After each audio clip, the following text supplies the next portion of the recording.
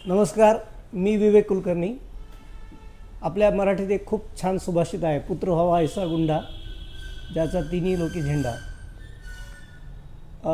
तुम्हाला सांगायला अत्यंत आनंद होतो आहे की आपल्या पिंपरी चिंचवड शहरातला मानव शिंदे, ज्याला आता सोशल मीडियावर कुठलीही ओळख करून द्यायची गरज नाही, ज्याने भारतातर्फे वयाच्या 20व्या वर्षाच्या आतच आंतरराष्ट्रीय स्तरावर भारताचं प्रतिनिधित्व केलं, त्या मानव उर्फ छोटोचे आईवडील आज आपल्यासोबत आहेत. बऱ्याचदा खेळाडू जेव्हा देशासाठी प्रतिनिधित्व करतो तेव्हा त्याच्यासाठी त्याच्या घरच्यांचा त्याग, त्याचा सपोर्ट खूप महत्त्वाचा असतो. आणि या संदर्भातच आणि ओव्हरऑल या खेळाबद्दल आपण माहिती आज आपण मानवचे आईबाबा यांच्याकडून घेणार आहेत.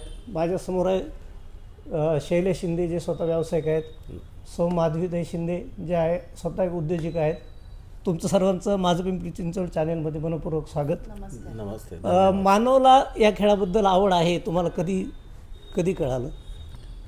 मानवला ॲक्च्युली माझ्या घरामध्ये मोठा मुलगा जो आहे माझा, तो मागच्या 10-12 वर्षापासून यूट्यूबर आणि गेमर आहे.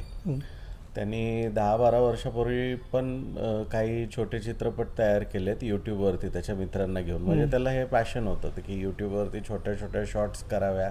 ज्यावेळेला पॉडकास्टिंग हे अस्तित्वात नव्हतं त्यावेळेसपासून तो गेम पॉडकास्टिंग, होस्टिंग असं मोठा मुलगा करत होता. ओके. हे 12 वर्षापूर्वीची गोष्ट आहे. आता ह्यांचं वय, आता जो छोटो आहे तो आता जस्ट 18 वर्षाचा झालाय. नोव्हेंबर 25 मध्ये 18 वर्षाचा झाला. आता तो 18.5 वर्षाचा आहे. मोठा मुलगा माझा आहे, तो आहे ते 23 वर्षाचा आहे. आता त्याचं 24 सुरू आहे. तर त्याला ह्या सगळ्या सवयी लहानपणी होत्या. तो गेमर होता. पण त्याचं एज्युकेशन त्यांनी कम्प्लीट केलं आहे, डिप्लोमा, डिग्री, आणि आता तो मास्टर्ससाठी बर्लिनमध्ये.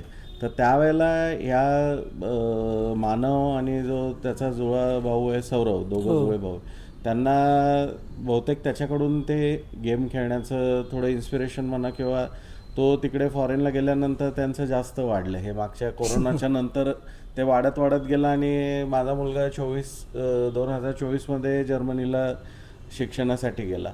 त्यानंतर ह्या दोघांचं जरा गेमिंगमधलं जास्त इंटरेस्ट वाढला आणि ते इंटर कॉलेजिएट कॉम्पिटिशन्स खेळत होते. त्यांनी 5-6 ट्रॉफ्या जिंकल्यात, त्या समोर ठेवल्यात त्या ट्रॉफ्या. तर ते हे सगळं मी बघत होतो. पण ते ज्यावेळेला आता 25 एप्रिलला तो इंडियाचा चॅम्पियन झाला, त्यावेळेला मला ते प्रखरतेने कळलं की आता खूपच जास्त तो त्याच्यात डीप इन्व्हॉल्व झालेला आहे. खूपच जास्त आवडायला लागले त्याला ते गेमिंग. जनरली आपण मध्यमवर्गीय, म्हणजे आता तू मध्यमवर्गीय नाही आहेस, पण ओव्हरऑल आपल्यासाठी आपल्या मुलांनी इंजिनिअरिंग, डॉक्टर व्हावं हे आपल्यासाठी जास्त म्हणजे महत्त्वाचं असतं, किंवा आपला फोकस त्याच्यावर असतो.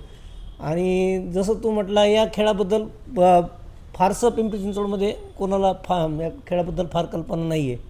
तर मग तुला या खेळाबद्दल त्याला सपोर्ट करा वाटला का? सांगतो मी. सर्वप्रथम तर मी प्रॉपर मध्यमवर्गीय आहे. मध्यममधला मध्यम, अगदी सेंटर बिंदू काढा तो मी प्रॉपर मध्यमवर्गीयच आहे. आम्ही सदन कुटुंबातून आहोत, पण आम्ही सगळे शिकून आता पुढे प्रोग्रेस करत यशस्वी झालो आयुष्यात. आम्ही अजूनही मध्यमवर्गीयच आहे. तर ई स्पोर्ट्स जे आहे, म्हणजे इलेक्ट्रॉनिकली प्लेड स्पोर्ट्स, त्याला थोडक्यात ई स्पोर्ट्स असं नाव आहे. हे नाव मला कळलं आता जेव्हा 25 एप्रिलला माझा मुलगा चॅम्पियन झाला इंडियाचा. त्यावेळेला मला कळलं की ई स्पोर्ट्स म्हणजे काय. तर ई स्पोर्ट्स मी काय, घरातले इतर काय, आणि आपल्या जनरली महाराष्ट्र म्हणा, पुणे म्हणा, महाराष्ट्र म्हणा किंवा इंडिया म्हणा, त्याच्यात लोकांचा अवेअरनेस एवढाच आहे की मुलं तासनतास मोबाईलमध्ये व्यस्त असतात, त्याच्यात गुंगलेले असतात आणि काही केल्या मोबाईल सोडत नाही. आता मी बऱ्याचदा असे शॉर्ट्स बघतो की लहान बाळ मोबाईलकडे बघते हातात घेऊन, आणि तो मोबाईल हिसकावला की रडायला लागतं. तर हे आता कॉमन झालेलं आहे की प्रत्येकाच्या घरात एंटरटेनमेंटचं साधन हे मोबाईलच आहे, वयस्कर असो किंवा यंग. जी नवीन जनरेशन आहे ती एस्पेशली मोबाईलकडे जास्त आकर्षित आहे, कारण त्यांचं इंटर कम्युनिकेशन जे आहे मुलांमध्ये, पूर्वी जसं आपण लहानपणी मित्राच्या घरी जाऊन भेटणं म्हणजेच ॲक्च्युअल भेटणं, फोनही नव्हता त्या काळी. तर आता मुलांचं मोबाईलवरती कम्युनिकेशनसाठी, अभ्यासासाठी, आणि तसंच इतर न्यूज, इन्फॉर्मेशन आणि एंटरटेनमेंट प्लस स्पोर्ट्समध्ये आता ते लोक मोबाईलवरती डिपेंड व्हायला टेंडन्सी जास्त झाली आहे स्पोर्ट्सच्या माध्यमातून. तर जसं आपले मैदानी खेळ असतात, तुम्ही भारतातले कोणतेही कबड्डी घ्या, क्रिकेट घ्या, फुटबॉल घ्या, कोणतेही मैदानी खेळ जेवढे पण आहेत ते आपल्याला माहिती आहेत, पण आपल्याला ई स्पोर्ट्स ह्या फील्डची आपल्याला कुणालाच माहिती नाही, इन्क्लुडिंग मी. मलाही काय फारशी माहिती नव्हती. पण ई स्पोर्ट्स हे फील्ड जर का महाराष्ट्रातलं म्हणायचं झालं तर मागे फडणवीस साहेबांचं भाषण झालं, त्यात त्यांनी सांगितलं की इंडियाची जी एंटरटेनमेंट इंडस्ट्री आहे, म्युझिक आणि मूवीज, चित्रपटसृष्टी आणि संगीत सृष्टी, याचं ॲन्युअल टर्नओव्हर समजा 20,000 कोटी का काहीतरी आहे, पण ई स्पोर्ट्सचा टर्नओव्हर 40,000 कोटी आहे. हे बऱ्याच जणांना माहीत नाही. तर यात जे मागच्या 5-10 वर्षापासून जे याच्यामध्ये अग्रसर आहेत ई स्पोर्ट्समध्ये, ज्यांनी सगळ्यात सुरुवातीला ज्यांनी सुरू केलं, आज ते खूप मोठे कोट्याधीश वगैरे झालेले आहेत. म्हणजे तुम्हाला विश्वास बसणार नाही की ज्या ॲपेक्स गेमिंगसाठी आता माझा मानव खेळतोय, ॲपेक्स गेमिंग बॅनर खाली तो खेळतोय, ॲपेक्स गेमिंगने त्याला कॉन्ट्रॅक्ट दिलंय, जे त्याला महिन्याला सॅलरी देतात 75,000. तर त्याचा तो जो ओनर आहे त्याच्याकडे, तो 23 का 24 वर्षाचा यंग पोरगा आहे, 22-23 वर्षाचा, त्याच्याकडे फेरारी आहे स्वतःची. तर वडिलांना त्यांनी 2 BMW गिफ्ट दिलेले आहे. आताही त्यांनी एक BMW घेतली, मागे एक दिली. तर ते एवढी मुलं यंग एजमध्ये कमवतात. आणि आता आम्ही जे पॅरिसमध्ये जे रिप्रेझेंटेशन झालं त्याच्यात आपली भारताची टीम ही 12वी आली, 12 जण फायनलला गेली आणि आपली टीम फायनल्समध्ये 2 टीम ज्या गेल्या त्या दोन्ही काही परफॉर्म करू शकल्या नाही फायनल्समध्ये. तर अनुक्रमाने त्या 11व्या-12व्या आल्या आपल्या. पण ह्यांना तिथल्या ज्या टीम्स होत्या इथं त्या खूपच पॉवरफुल होत्या. तर त्यांनी जे टॉप प्राईज मिळवलेले ते 3.5 कोटी सांघिक टीमचं प्राईज आहे. आणि वैयक्तिक जो त्याच्यातला मोस्ट व्हॅल्युएबल प्लेअर आहे त्याला 1 लाख युरोज, म्हणजे जवळजवळ 1 कोटी युरो त्याचं, असं तो घरी जाताना त्याचे 2.25 कोटी त्या मुलगा घेऊन गेलाय तो घरी त्या दिवशी, तो जो मेक्सिकन. हा. आणि जे हे 12वे आले यांना 14 लाख रुपये भेटलेले, 14,000 युरो यांना भेटलेले, इन्क्लुडिंग एअरफेअर, ट्रॅव्हल. तर हे सांगायचं एवढंच आहे की पूर्ण फ्रान्समध्ये जो 1 आठवडा गेम चालू होते ई स्पोर्ट्स, अजूनही आता चालू होते, आता संपतील बहुतेक. तर ते 4 आठवडे ते गेम चालणार होते फेजेसमध्ये. तर इमॅन्युअल मॅक्रॉन जो त्यांचा पंतप्रधान आहे, त्यांनी एका आठवड्यासाठी $250 मिलियन म्हणजे 6,000 कोटी का काहीतरी खर्च केलेत. तर ई स्पोर्ट एवढं मोठं आहे तिकडे. तर ई स्पोर्ट्सचं, आणि आम्ही स्वतः तिथे गेल्यामुळे आम्ही बघितलंय की जेवढा आरडाओरडा आपण क्रिकेटच्या किंवा कबड्डीच्या गेममध्ये बघतो त्याच सारखा, किंबहुना त्याच्यापेक्षा काही ठिकाणी जास्त आम्ही आरडाओरडा बघितला. एवढं एक्साइटिंग ते गेम्स होतात आणि तिथं एवढं फॅन फॉलोईंग आहे. तिकीटं रोजची 3,500, 35 युरो तिकीट होतं रोजच्या रोज. आईवडिलांना घेऊन मुलं तिथं ते गेम्स बघायला येत होते. तर ई स्पोर्ट्स जर का तू पद्धतशीर खेळले, जशी मुलं आता आपल्या भारतामध्ये त्याला त्याच्या अगेन्स्ट ह्यासाठी आहेत की शिक्षण, संस्कार याच्यावरती जास्त आपल्या इथं भर दिला जातो. नीट शिक्षण घेणे आणि नंतर जॉब करणे किंवा व्यवसाय करणे ह्याच्यावरती भर दिला जातो. पण या ई स्पोर्ट्समध्ये मुलं दिवसातनं 3-4 तास खेळून देखील कोट्याधीश होऊ शकतात, एवढा याच्यात पोटेन्शियल आहे. तर ह्या ई स्पोर्ट्स महत्त्वाचं आहे आणि ते तुम्ही इग्नोर करून चालणार नाही. काळांतराने हे खूप मोठं होणार आहे. जेवढं क्रिकेट मोठं आहे त्यापेक्षा किंवा हे जास्त मोठं होणार आहे, कारण याचं फॅन फॉलोईंग खूप मोठं आहे. अर्थात तुम्ही दोघांनी याच्याबद्दल डिटेल माहिती घेतल्यामुळं आता तुम्ही अधिकारवाणीने सांगू शकता. आपण आता मानवच्या आईकडे वळूयात. वहिनी, तुम्ही स्वतः व्यावसायिक आहात. बरोबर. जसं मी याला विचारलं ह्याच अनुषंगाने आपण की तुमचा मिस्टराचा स्वतःचा बिझनेस आहे, तुम्ही स्वतःचं एक युनिट सांभाळता. तर मग अशा वेळेस वाटत होतं की हे वय लहान आहे आणि हा मुलगा जर आता समजा बक्षीस मोठं मिळालंच तर मग त्याला हे खेळाचं व्यसन लागू शकते. मग आई म्हणून जे मनाला काळजी असते ते काही मनात होतं का असं? म्हणजे मला असं म्हणायचं होतं की त्यांनी शिक्षण पण करावं, म्हणजे एकसारखं गेमिंग करू नये. हा आमचा दोघांचाही पहिल्यापासून विरोध होता. पण तो म्हटला की मम्मा मी बॅलन्स करतो, मी अभ्यास पण करणार आणि गेमिंग पण करणार. आणि गेमिंगमध्ये त्याला मी म्हटलं की तू करतोयस पण डिप्लोमा तुझा कंप्लीट करायचा आहे. त्यांनी तो केला. तो जेव्हा इंडियाचा चॅम्पियन झाला तेव्हा त्याचा डिप्लोमाचा पेपर होता. मागच्या वर्षी झालं बहुतेक ना तो? नाही, आता ह्याच एप्रिलमध्ये 2026 ला बॉम्बे टेक्निकल बोर्डाच्या त्याच्या एक्झाम्स होत्या. आणि आदल्या दिवशी तो येऊन त्यांनी पेपर दिला आणि परत तो लँडला गेला. नेक्स्ट डे तो चॅम्पियन बनला इंडियाचा 2 दिवसात. 2 दिवसात. त्यावेळेला तो बहुतेक 1 आठवडा रात्रीचं 3-4 तासच झोपत होता, 1-2 आठवडे. हा, म्हणजे त्याच अनुषंगाने हा प्रश्न आहे की मग तुम्हाला असं वाटत होतं की हा ऍडिक्ट वगैरे होईल अशी भीती वाटली का नाही, कुठे? आम्हाला नाही, मला थोडंसं म्हणजे त्याच्याबद्दल पोटेन्शियल माहिती होतं त्याच्या गेमिंगचं, पण आमची रोज वाद व्हायचे त्याच्यावरून की तो जास्त म्हणजे 2-3 वाजेपर्यंत खेळायचा, त्याच्यामुळे आमचे वाद व्हायचे. पण तो खेळायचा, अभ्यास सगळं मॅनेज करत होता. तर मला त्याचा विरोध असा नाही, पण त्यांनी थोडंसं भीती नव्हती त्याची, कारण तो तेवढं ऍडिक्शन झालेलं नव्हतं त्याला.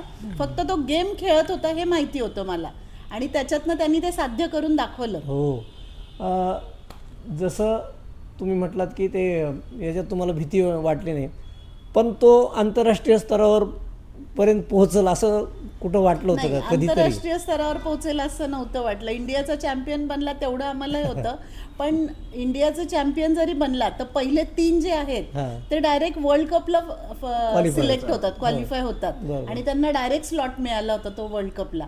त्याच्यामुळे आम्हाला तो आनंद म्हणजे आमच्या गगनात मावला नाही. म्हणजे स्वप्न न पाहिलेलं स्वप्न साकार झालं खरं, अगदी बरोबर. आणि त्याच्या निमित्ताने आमची पॅरिस टूर झाली. आपण त्यावर येणारच आहोत.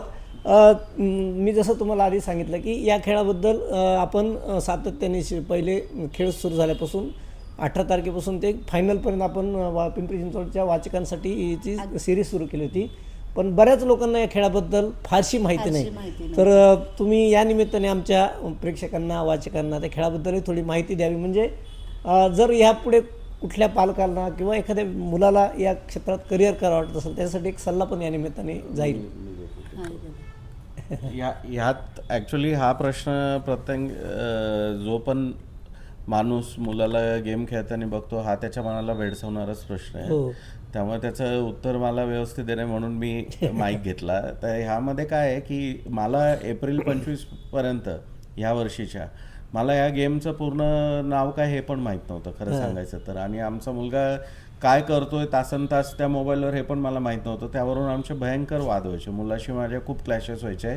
त्याच्या मुलाखतीत नंतर त्यांनी बऱ्याच ठिकाणी हे सांगितलेलं आहे, युट्यूबवर गेल्यावर त्या मुलाखती कळलं. आणि त्यावर आता जी डॉक्युमेंटरी बनली आहे ती पण रिलीज होतीये, त्यातही हे स्पष्टपणे सांगितलेलं आहे. तर माझा इतर जसे पालक आहेत त्यांच्या टाईप माझा याला तीव्र विरोध होता, पण मला त्याचा विरोध ह्यासाठी होता का मला ह्याचं पूर्ण ग्रॅव्हिटी नव्हती आणि मला माहीत नव्हतं की हा काय करतोय. तर तुमचा प्रश्न मला उत्तर द्यायला आवडेल.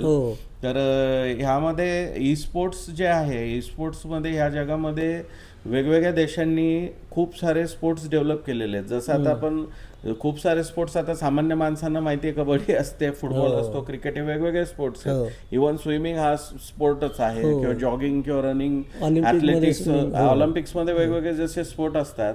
तर आम्ही जेव्हा पॅरिसमध्ये होतो तर पॅरिसमध्ये गेल्यावर मला कळलं की दर आठवड्याला जवळजवळ 5 ते 6 वेगवेगळे स्पोर्ट, त्यांच्या अख्खं जे स्टेडियम आहे ते इंडोर स्टेडियम होतं, खूप भव्य होतं. म्हणजे ते पूर्ण स्टेडियम आमचं एक 4 दिवसात फिरून देखील झालं नाही, एवढं भव्य होतं. आणि त्याच्यात ह्यांचा जो स्टेज होता तो 20,000 स्क्वेअर फीटचा नुसतं स्टेज होता. युट्यूबवर त्याचे व्हिडिओ ते कुणी बघू शकतं. तो स्टेजच्या एंडला कोण बसलाय तेही दिसायचं नाही, एवढं मोठा स्टेज होता. त्या स्टेजवर 12 टीम बसून खेळत होत्या 4-4 जणांच्या. तर ई स्पोर्ट्समध्ये लीग ऑफ लेजेंड्स किंवा वॅलोरंट वगैरे असे खूप, लीग ऑफ लेजेंड्स म्हणून एक गेम होता तिथं, तो जो त्या ह्याच्या डेस्कटॉपवर खेळला जातो. जसं आता हा फ्री फायर जो गेम मानव खेळतोय त्याचं नाव आहे फ्री फायर. तर तो मोबाईलवरती खेळला जातो 4 बोटांनी किंवा 2 बोटांनी. मानव हा 2 बोटांनी खेळतो तो गेम. तर लीग ऑफ लेजंड हा त्यांच्या इकडे प्रत्येकाला असे खूप ॲडव्हान्स डेस्कटॉप ठेवलेले होते, त्या डेस्कटॉपवर खेळला जातो. काही गेम असे लॅपटॉप किंवा आयपॅड असे, तर वॅलोरंट म्हणून गेम होता. तर याची देखील खूप सांगायचं एवढंच की असे खूप सारे गेम्स आहेत. तर त्यापैकी तुम्ही कोणताही चूज करून त्यामध्ये तुम्ही चॅम्पियन बनवू शकता, खेळू शकता, करिअर करू शकता. आता आम्ही जेव्हा गेलो तर यू विल बी सरप्राईज, तिथे पाकिस्तान, बांगलादेश, तसंच थायलंड, मलेशिया, इंडोनेशिया, ब्राझील, त्यानंतर अमेरिका, सौदी अरेबिया, त्यानंतर लॅटिन ॲम ज्यांनी चॅम्पियनशिप जिंकली लिओन, ती लॅटिन अमेरिकन म्हणजे लॅटिन अमेरिकन कंट्रीजची एक लॅट ॲम म्हणून टीम आहे, lat am Latin American country. त्याच्यात चिले, मेक्सिको वगैरे यांनी, ती मुलं खूप गरीब घरातून आलेली मुलं होती. त्यांच्या म्हणजे आता त्यांना आयुष्यात काम करावं लागणार नाही, एवढे पैसे त्यांना त्या दिवशी मिळाले. तर ह्यामध्ये युरोपचं जे ई स्पोर्ट्सचं पूल आहे, जसं आपल्याला युरो लीग म्हणून फुटबॉलची माहिती आहे, प्रीमियर लीग होते, युरो लीग, त्यामध्ये वेगवेगळ्या देशाचे जसं IPL मध्ये खेळतात वेगवेगळ्या देशाचे एकत्र येऊन क्रिकेट, तसं युरोपमध्ये अशा लीग्स आहेत, क्लब्स आहेत. त्या क्लबचं टर्नओव्हर अॅन्युअल 75 मिलियन युरो आहे, एवढा मोठा आहे. आता तो किती 1000 करोड होईल ते मला कॅल्क्युलेट करावं लागेल. तर तो एवढा मोठा प्राइस पूल असतो अॅन्युअल त्यांचा टर्नओव्हर. तर त्यामध्ये ही मुलं जी आहेत, आता मानवच्या बरोबर जी मुलं होती त्यापैकी एक उत्तराखंड, एक हरियाणा, एक बिहार, ह्या ठिकाणी एक सोनेपत वरून इकडून आलेली मुलं आहेत. ती त्यांचे आईवडील शेतकरी किंवा शाळेमध्ये टीचर वगैरे असे. तर ती मुलं जेव्हा इथे 17 वर्षाचा कॅप्टन आहे मानव 18.5 वर्षाचा आहे कॅप्टन, 17 वर्षाचा आहे. त्यांनी आता 12वीला ऍडमिशन घेतली. तर त्यांनी आतापर्यंत ह्या मागच्या 6 महिन्यामध्ये यांनी 12 ते 13 लाख रुपये कमवलेत प्रत्येकाने ई स्पोर्टवर. दिवसात हे लोक फक्त त्याच्यात 3 ते 4 तास असतात, त्यापेक्षा जास्त नाही, कारण प्रत्येक जण करिअर करतोय. तर हा पॅरललीच अजूनही ते सेफ बॅकिंग एज्युकेशनचं ठेवून हे लोक करिअर करतायत. तर जे भारतामध्ये ते मिसकन्सेप्शन आहे की एक गैरसमज आहे की जे पुरं व्यसनाधीन होतात खूप सारे गेम खेळून, ते तर व्यसनाधीन तुम्ही कोणत्याही गोष्टीत होऊ शकता. ई स्पोर्टला गरजेचं नाही की तुम्ही त्या गेमच्या अधीन मोबाईल 24 तास. माझा मुलगा कॉलेजतर्फे झोनलपर्यंत क्रिकेट खेळलेला आहे, सौरव, आणि झोनलपर्यंत गेलेत. त्यांना स्विमिंग येतं, ते लोक ट्रेकिंग करतात, ते फुटबॉल खेळतात, क्रिकेटर उत्तम क्रिकेट खेळतात. तर त्यांचे, आणि ते दोघंही 6 फूट 2 इंच हाईटचे आहेत, आणि दोघंही रोज 2 तास जिमही करतात. तर त्यांचा सर्वांगीण विकास आहे, असं नाही आहे की ते. आणि दोघांनी डिप्लोमाला चांगले मार्क काढले, 10वीलाही चांगले मार्क आहेत, आणि आत्ता ते पुढचं डिग्रीलाही त्यांनी ॲडमिशन घेतलेली, आणि ते करून हे सगळं करतायत. तर ते पेरेंट्सचा दृष्टिकोनही हा बघितला पाहिजे की हे जे करतायत हे काय करतायत, कोणता गेम खेळतायत. त्यामध्ये खूप सारे स्पोर्ट आहेत. तर त्या पेरेंट्सनी नक्कीच हे बघावं की हा कोणता खेळतोय. त्यामध्ये काही स्कॅम पण असू शकतात, किंवा काही जे इंडियामध्ये बँड आहेत असे देखील स्पोर्ट आहेत. पण त्याचा अर्थ असा नाही की सरसकट सगळे स्पोर्ट वाईट आहेत किंवा रिस्की आहेत किंवा त्याचा वाईट परिणाम होईल. काही आहेत स्पोर्ट डेव्हलप, कारण तुमचं जसं गुड तसं बॅड फॅक्टर्स त्याच्यात आहेत, बॅड गेम्स देखील आहेत. पण माझा मुलगा जे करतोय आय एम शुअर की त्यात काही गैर नाही आहे, वाईट नाही आहे, आणि तो आय एम टोटली सपोर्टिंग हिम नाव. मला त्याच्यात काही त्याला अपोज करत नाहीये मी सध्या. म्हणजे मानवसाठी हा तोच बाबा आहे जो काही दिवसापूर्वी त्याला विरोध करत होता. हा, 25 एप्रिल रात्रीचे 10 वाजता जेव्हा मी बाहेरून आलो आणि घरी आल्यावर मला कळलं की मानवची टीम 35 लाख रुपयाचं इंडियाचे चॅम्पियन झालेत, 35 लाख जिंकले.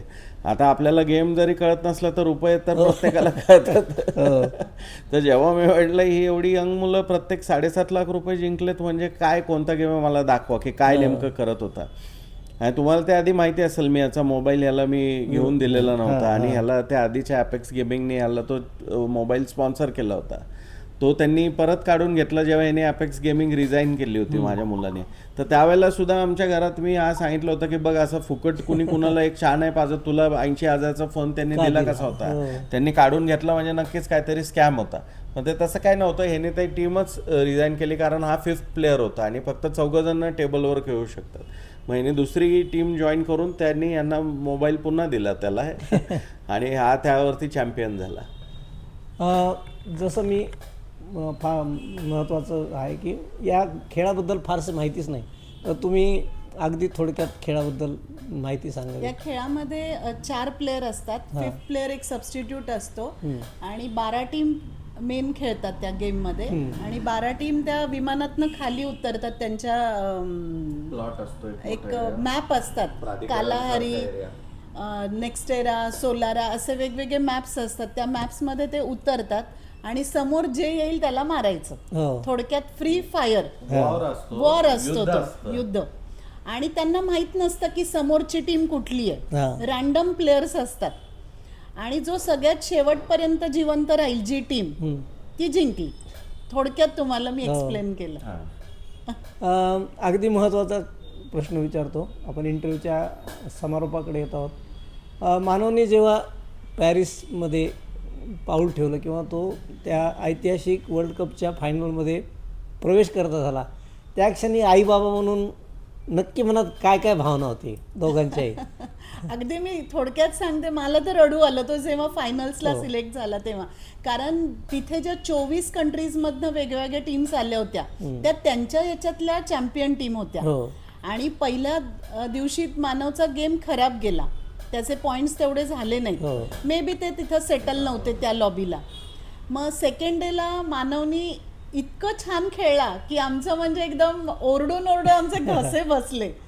थर्ड डेला त्यांची सर्वायवल स्टेज होती, त्याच्यातनं 12 टीममधनं 4च क्वालिफाय होणार होत्या, त्याच्यात तो सेकंड आला. या बात आहे. आणि सगळ्यात हायेस्ट एलिमिनेशन किल्स म्हणतात ते मानवचे, आणि तो त्याच्यातला प्रायमरी रशर आहे मानव गेम मधला. आणि तो थर्ड डेला जेव्हा तो सिलेक्ट झाला आणि सांगितलं की तो फायनल्सला 12 टीममध्ये तो सिलेक्ट झाला, ते आमच्यासाठी खूप एकदम म्हणजे मोमेंट असा होता की डोळ्यातनं पाणी आलं माझ्या तरी. तुमचा तो व्हिडिओ आम्ही पाहत होतो आणि अक्षरशः जेव्हा तुमचे दोघांचे इंटरव्ह्यू पाहिला तेव्हा आमच्या डोळ्यात सुद्धा पाणी आलं. भावनिक क्षण आहे. आता म्हणजे मी थोडक्यात असं सांगते की महाराष्ट्रातून फर्स्ट असा व्यक्ती गेला तो मुलगा, आणि तोही 18 वर्षाचा, इंटरनॅशनल लेवलला खेळून फायनल्सला सिलेक्ट होणं ही खूप मोठी त्याची अचीवमेंट होती कमी वयात. आपण लास्ट प्रश्न दोघांसाठी विचारू. मानवला सोशल मीडियावर शोटो, दानो, रशर अशा अनेक विविध नावाने आता ओळखलं जातं. आणि आपल्या शहरासाठी सुद्धा खरं तर ही खूप अभिमानाची गोष्ट आहे. मला नक्की खात्री आहे की या व्हिडिओच्या किंवा पॉडकास्टच्या माध्यमातून शहरातली गुणवंत लोक मानवच्या यशाची दखल घेतीलच. मी जसं म्हटलं तसं मानवला अनेक नावाने ओळखलं जातं. तुमच्यासाठी आज मानव काय आहे? मानव आमच्यासाठी मानवच आहे. त्याचं नाव आम्ही छोटं अजून नाही म्हणत, मानवच त्याचं नाव आहे. म्हणजे world champion, superstar, hero, champion म्हणून मी त्याला म्हणते. ज्या दिवशी तो इंडियाचा चॅम्पियन झाला तेव्हापासून मी त्याला चॅम्पियन म्हणते. शैलेश, तुला काही सांगावं असं वाटतंय या प्रश्नासाठी? मला हे सांगायचं आहे की मुलांनी जे पण आता मानवचे, आम्ही जेव्हा पॅरिसला गेलो मानवचे 20,000 फॉलोअर्स होते. म्हणजे तो 12 का 13 तारखेला पॅरिससाठी रवाना झाला आणि 15 तारखेपासून कॉम्पिटिशन सुरू झालं पॅरिसमध्ये. तर मानव जेव्हा इंडियातून फ्लाईटमध्ये बसला त्या रात्री त्याचे काहीतरी 19 का 20,000 सबस्क्रायबर्स होते यूट्यूबवरती, आणि इंस्टाग्रामवरही त्याचे 10, 11, 12,000 असतील. आणि जेव्हा मानव 19 तारखेला भारतात त्यांनी पाय ठेवले त्यावेळेला त्याचे जवळजवळ 45 का 48,000 सबस्क्रायबर्स ऑलरेडी झालेले होते. आणि आता लाखात आहेत. आणि आता त्याचं लाखात नाही गेलेला तो अजून, पण आता तो 63,000 का 64,000 लांब नाहीये. कारण आता तो आल्यानंतर तो बरेच शांत होता तो. आता त्याच्या पुन्हा मॅचेस सुरू होतील, त्यांना जसं एक्सपोजर मिळेल तसे त्याचे सबस्क्रायबर्स वाढत जातील. तर सांगायचं हे की तो आता एक ओळखी नॅशनली किंवा इंटरनॅशनली नोन फिगर झालेला आहे. त्यांनी इंडियासाठी 3 गेम जिंकलेले. 34 गेम जे झाले 4 दिवसात त्याच्यातले इंडियाने 7 गेम जिंकले, त्याच्यापैकी 3 गेम मानवच्या टीमने जिंकलेले, आणि ज्याच्यात मानवचा प्रायमरी रोल आहे रशरचा. तर 76 का 77 किल्स काहीतरी त्यांनी केले इंटरनॅशनल लॉबीमध्ये, जिथे वर्ल्डच्या अशा टीम आहेत की ज्यांच्याकडे त्याच्यात अतिशय टॅलेंटेड आणि स्किल्ड मुलं ज्यांच्याकडे ते सगळे गॅजेट्स मोबाईल अवेलेबल होते. मानव त्या मोबाईलवर खेळला जो त्यांना गेमच्या आदल्या दिवशी संध्याकाळी 5:30 वाजता हातात दिला होता. त्यामुळे तो ॲडॅप्टही नव्हता झाला. तर मग मानवचं स्किल सेट आणि त्याचे जे कॅप्टन आणि इतर टीममेट्स आहेत त्यांचे स्किल सेट्स बघता आता भारतामध्ये त्यांना भरपूर फॅन फॉलोईंग मिळालेलं आहे आणि ते वाढत जाणार आहे. तर मानव माझ्या दृष्टीने एक स्पोर्ट्स पर्सन आहे, चांगल्या उच्च श्रेणीचा स्पोर्ट्स पर्सन आहे माझ्यासाठी. माझा आज्ञाधारक मुलगा सुद्धा आहे अजूनही तो, कारण तो जे काय मी सांगेल ते करतोय. अजूनही तो काय आमच्या घरातला सुपरस्टार नाही झालेला, घरात तो सर्वसाधारण मानवच आहे. पण आम्हाला आता ते एक थोडंसं दडपण येतं त्याला काय सांगायच्या आधी, कारण की तो त्याचं व्यस्त शेड्यूल झालेलं आहे. त्याच्यावरती डॉक्युमेंटरी बनतायत, लोक त्याला भेटायला येतात आणि खूप साऱ्या फॅन फॉलोईंग त्यांचे त्याला मेसेज, आणि त्यात तो व्यस्त असतो. त्यामुळे जसं पूर्वी चॅम्पियन म्हणायच्या आधी जसं मी त्याला म्हणायचो की अभ्यासाला बसतो, मोबाईल बाजूला ठेव, आता मला म्हणायचं धारिष्ट होत नाही एवढं. तर हा बदल नक्कीच झालेला आहे. पण जरी तो चॅम्पियन झाला तर ही still our obedient son and a good student in his academics. क्या बात आहे. रसिको, तुमच्या लक्षात आलं असेल, ज्या घरात संस्काराचे पाळेमुळे असे असतात त्या घरातलीच मुलं नक्कीच यश मिळणं खूप सहज गोष्ट आहे. यश टिकवणं आणि ते यश मिळाल्यानंतर तुमचे पाय जमिनीवर टिकवणं फार महत्त्वाचं असतं. आणि मला खात्री आहे की मानव उर्फ छोटो उर्फ रशर भारतासाठी या खेळात नक्कीच सोन्याचे नाही म्हणजे डायमंडचे दिवस आणेल. हा पॉडकास्ट फक्त एका ध्येयवड्या मुलाचं नाही ज्याने ई गेमिंगला करिअर करण्याचं स्वप्न पाहिलं आणि ते स्वप्न अवघ्या 20व्या वर्षाच्या आत सक्सेस करून दाखवलं. दुर्दैवाने तो अंतिम स्पर्धेत हवं ते यश मिळू शकला नसला तरी त्याने भारतासाठी पहिला चॅम्पियन हे चषक म्हणजे मान पटकवलेला आहे. मानवच्या पुढच्या यशासाठी त्याला आणि त्याच्या कुटुंबियाला एक सांगायचं राहिलं एक आपण घेऊ शकतो. खूप विलक्षण गोष्टी घडल्या आम्ही पॅरिसमध्ये असताना. त्यापैकी 2 गोष्टी सांगतो ज्याच्यामुळे आमचं मानवकडे बघण्याचं थोडं पर्स्पेक्टिव्ह किंवा विजन चेंज झालं. त्यापैकी पहिली गोष्ट म्हणजे 15 तारखेला सकाळी आम्ही अपार्टमेंट घेतलं होतं पॅरिसमध्ये. व्हेन्यूपासून 22 किलोमीटर लांब आमचं अपार्टमेंट होतं आणि आम्ही कॅबनी जायचो. तर आम्ही जेव्हा सकाळी 9:30ला उठलो तिथं, म्हणजे भारतातले त्यावेळेला साधारण 1:30 वगैरे वाजलेले असतात, 12:30 3:30 का 4 तास. हां, तर 9:30 पावणे 10 असेच काहीतरी वाजलेले होते. नाही, मला एक परचेस ऑफिसरचा फोन आला. आमचा इंजिनिअरिंगचा व्यवसाय छोटासा. तर त्या परचेस ऑफिसरचा ऑर्डर सेटल करण्यासाठी मला फोन आला आणि त्यांनी मला याच्या कुठे तुम्ही, बराच वेळ लागला फोन उचलायला. म्हटलं मी ॲक्च्युली आउट ऑफ इंडिया आहे. तर त्यांनी क्युरिओसिटी म्हणून विचारलं कुठं गेलात तुम्ही, काय व्हिजिटला, इंडस्ट्रियल व्हिजिटला वगैरे. म्हटलं नाही, मी पॅरिसला आलो आहे. म्हटलं अच्छा, तुम्ही वेकेशनला गेला म्हणजे पॅरिसला. म्हटलं वेकेशनला नाही, ॲक्च्युली तो एवढं विचारतोय म्हणून मग मी त्यांना सांगितलं डिटेलमध्ये की माझ्या मुलाची इथे कॉम्पिटिशन आहे, त्यासाठी आलो. तर त्यांनी मग आणखी विचारलं की कसली कॉम्पिटिशन, कशासाठी गेला आहे. मग मी त्याला फायनली सांगितलं ई स्पोर्ट हे जे मोबाईल खेळतात ना मुलं आजकाल, त्याचा हा पहिलाच दिवस होता आणि मला गेमची माहिती देखील नव्हती. तर म्हणून मी त्याला ह्याच प्रकारे सांगितलं, अहो आता सध्याची मुलं तुम्हाला माहिती नाही मोबाईल घेऊन खेळतात, त्याचं आता ते खूप वाढलेलं आहे प्रस्थ आणि पॅरिससारख्या ठिकाणी त्याचे कॉम्पिटिशन होते. तर म्हटलं तर तुमचा मुलगा ई स्पोर्टला गेला आहे, काय नाव आहे. तर त्यांनी ते ई स्पोर्ट जेव्हा तो म्हटला आणि EWC म्हटला तेव्हा मी म्हटलं अरे म्हणजे तुम्हाला माहिती दिसते. तो म्हटलं मुलाचं नाव सांगा, बाकी काय बोलू नका. तर मी म्हटलं त्याचं नाव ॲक्च्युली मानव आहे, पण त्याला ते गेमर सगळ्यात तो ओरडला छोटो. तर मी म्हटलं हा तो माझा मुलगा आहे, तुम्हाला कसं काय माहिती. तर तो म्हटला तो 24 वर्षाचा परचेस ऑफिसर होता, यंग 24-25. तो म्हटला मी मागच्या 10 वर्ष प्रयत्न केले ई स्पोर्टमध्ये गेमर बनायचा, पण माझ्या आईवडिलांनी सपोर्ट नाही केला. मग मी शेवटी आता कंपनीमध्ये जॉब करतोय, मोठ्या लिमिटेड कंपनीतला ऑफिसर होता. तो म्हटला की मी छोटोचा खूप मोठा फॅन आहे आणि मी त्याच्या पूर्ण टीमला फॉलो करतोय आणि तो आपला नॅशनल ट्रेजर आहे, तुम्ही त्याला सपोर्ट का नव्हते करत. म्हणजे त्याला देखील माहिती होतं की मी त्याला सपोर्ट नव्हतो करत. म्हटलं तुम्हाला कसं कळलंय. तर म्हटलं अहो छोटोची स्टोरी सगळ्या गेमर्सला इंडियात माहिती आहे. आणि नंतर मग मी हे अशी सगळी बोलणी झाली. तर तो म्हणला तुम्ही ह्यापुढे त्याला असं ऑपोज करू नका, लक्षात ठेवा, मी तुम्हाला ताकीद देतो. मी जर आता मी ऑपोज करत असतो तर एवढे लाखो रुपये खर्च करून पॅरिसला आलो का असतो. मी आता त्याला सपोर्ट करतोय. तो म्हणला ऑल द बेस्ट आणि मला दिवसभरात तुम्ही अपडेट्स देत राहा. आणि ह्या बोलीवरती मी मग तो फोन ठेवला आणि दुपारी व्हेन्यूला गेलो आम्ही. 11 वाजता स्टार्ट व्हायची मॅच. व्हेन्यूला गेलो तर तिथे एक असा जाडा उंच 6.25 फुटी मुलगा आला, यंग मुलगा, पण असा खूप हेल्दी होता. त्याचे फोटो वगैरे सगळे आहे, तो व्हिडिओमध्ये पण आला यूट्यूबला आमच्या. आणि तो त्याच्या आईला घेऊन आला होता. तर तो ई स्पोर्ट्सचा जो इंडियाचा घराण्याचा आणि ई स्पोर्ट्सचा मॅनेजर आहे CEO, तो आमच्याकडे आला की अहो छोटोचा एक फॅन आलाय त्याच्या आईला घेऊन पॅरिसमध्ये राहणारे लोक इंडियाची पॅरिसमध्येच स्थायिक क्या बात. तर तो त्याच्या आईला घेऊन आला. त्याच्या आईला काही गेम कळत नव्हतं, बहुतेक तो गुजराती होता. तर तो आईला घेऊन आला होता आणि दोघांनी 3,500 रुपयाचं तिकीट काढून तो 4 दिवस रोज येत होता आईला घेऊन. आई बसायची तिथं ज्यूस पित आहे, तिला काही कळायचं नाही, पण तिला हळूहळू कळायला लागलं. तर तो एवढा मोठा फॅन आला, तो मला येऊन म्हटलं सर अंकल मी तुमच्या मुलाला भेटायचंय, होईल का, साईन फोटो काढायचा आहे.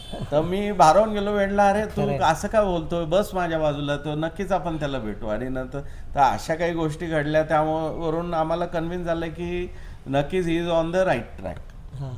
आणि तुम्ही म्हटले की फायनल्सला ते काही टीम चांगली करू शकली नाही, पण कसं झालं 7 वर्षानंतर पहिल्यांदा इंडियानं प्रतिनिधित्व केलं त्यांनी. आणि तिथं ज्या खेळणाऱ्या टीम्स होत्या त्या 3-3, 4-4 वर्ष वर्ल्ड कप खेळलेल्या टीम्स होत्या. आणि हे फर्स्ट टाइम यांना इंटरनॅशनल लॉबीमध्ये खेळायचा चान्स मिळाला, तोही 7 वर्षानंतर. पण ठीक आहे सर, जे 4 दिवसात टोटल 34 गेम झाले 4 दिवसात, त्यातले 7 गेम इंडियाने जिंकलेले. फक्त प्रॉब्लेम एवढा झाला की 3 टीम मिळून 7 गेम जिंकले, त्यापैकी मानवच्या टीमने 3 गेम जिंकले. पण हे जर त्यांनी सलग पहिले 2 दिवस केलं असतं किंवा 4थ्या दिवशी, तर नक्कीच आपण पहिल्या टॉप 5 किंवा 4 मध्ये आलो असतो. पण ते टायमिंग जुळले नाही यांच्या गेमचे. तर ते anyway this was the first step. इथून पुढे मानव इंडियासाठी पुन्हा चॅम्पियनशिपला रिप्रेझेंट करेल नाही करेल हे तर भविष्यात, कारण ह्या गेममध्ये जास्त लाईफ नाही. 4-5 इयर्समध्ये ती मुलं बॅकला जातात आणि नवीन मुलं, यंग मुलं येतात. पण मानवने एक आता पाया सेट केला आहे की इंटरनॅशनल लेवलला जाऊन तुम्ही गेम जिंकू शकता. हे इंडियातल्या प्रत्येक प्लेअरला आता कळलेलं आहे. आणि तो जो कॉन्फिडन्स आहे, तो जो स्पार्क म्हणा किंवा तो जी पहिली थिनगी आहे ती आता पडलेली आहे. आणि इथून आय एम शुअर की मानवपेक्षा मोठे मोठे धुरंधर स्पोर्ट्समन ह्या आता येतील. Manav is the first step towards the progress of e sports in India, असं आम्हाला वाटतं. वा, जसं मी मगाशी सांगत होतो की मध्यमवर्गीय माणसाच्या स्वप्नाला तेव्हाच यश मिळतं जेव्हा त्याचं कुटुंब, त्याचे आईवडील त्याच्या पाठीशी राहतात. मानव या बाबतीत नक्कीच नशिबान आहे. त्याच्या वडिलांचा स्वतःचा व्यवसाय असूनही त्यांनी त्याला फोर्स न करता त्याच्या खेळाला आधी विरोध केल्यानंतर, नंतर तो खेळ समजून घेतल्यानंतर त्याच्या पाठीशी ठाम उभे राहिले. एवढंच नाही तर स्वतःच्या पैशांनी पॅरिसला सहकुटुंब गेले, त्याला तिथं उपस्थित राहून त्याला आत्मविश्वास देण्यासाठी मनोबल वाढवलं. आणि म्हणूनच मानवनी आपल्या पिंपरी चिंचवड शहराच्या वैभवात नक्कीच भर टाकली आहे. जसं नेहमी म्हटलं जातं, एका पिक्चरमधला डायलॉग आहे की कदाचित सचिन तेंडुलकरच्या वडिलांना त्याच्या वडिलांनी जर विरोध केला असता तू क्रिकेट खेळू नको, किंवा लता मंगेशकरच्या वडिलांनी तिला विरोध केला असता की तू गायक होऊ नको, तर भारताला असे 2 महान सुपुत्र भेटले नसते. आत्ता हा खेळ आपल्यासाठी नवीन असला तरी जेव्हा भविष्यात या खेळाचं महत्त्व वाढेल तेव्हा नक्कीच पिंपरी चिंचवडच्या शिंदे कुटुंबातला मानव नावाच्या मुलांनी या खेळात भारताचं आंतरराष्ट्रीय प्रतिनिधित्व गेलं होतं. ही गोष्ट अत्यंत अभिमानाने उल्लेखली जाईल. मी या पॉडकास्टच्या निमित्ताने आणि मी पिंपरी चिंचवडच्या वाचकांना शब्द देतो की लवकरच मानवचा सुद्धा पॉडकास्ट मी तुमच्यासमोर आणेल. या पॉडकास्टच्या शेवटी मी मानवच्या आईवडिलांना त्यांनी ज्या पद्धतीने मुलाला पाठबळ दिलं त्यासाठी मनापासून आभार मानतो. खरं तर तुम्ही त्याला पाठबळ दिलं म्हणून आमच्या शहराला आंतरराष्ट्रीय प्रतिनिधित्व करणारा एक मुलगा भेटला. आणि मानवच्या पुढील सर्व करिअरसाठी खूप खूप शुभेच्छा देतो. धन्यवाद. धन्यवाद.